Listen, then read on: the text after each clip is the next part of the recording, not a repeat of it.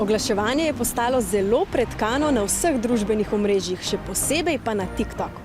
Nisem ugotovil, da gre za oglas, saj je najprej hotel prikazati kot nek vic ta oglas. Načeloma bi vsaka vsebina, ki je oglas, mogla biti tudi tako označena, jasno označena, da vsak takoj vidi, da gre za oglas. V praksi je pa seveda drugače.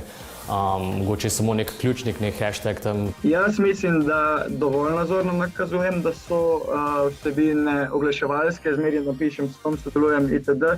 Je pa res, da ni zmeri hashtaga ad. Jaz pa mislim, da za nalož skrijejo. Pač so bolj te taki skriti zabavni oglasi, da jih pa ljudje pogledajo do konca. Na TikToku lahko pogosto sodelujete v številnih izzivih in tako nevede oglašujete izdelke.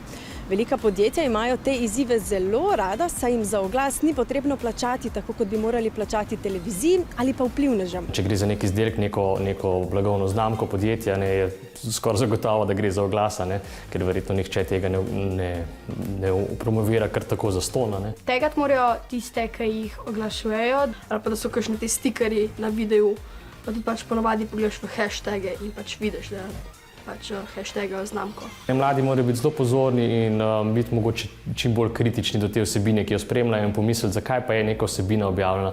Mogoče pa kaj od zadja, lahko oglas ali pa karkoli drugega. Ne gre vedno samo za neko igro in zabavo, čeprav je tako predstavljeno.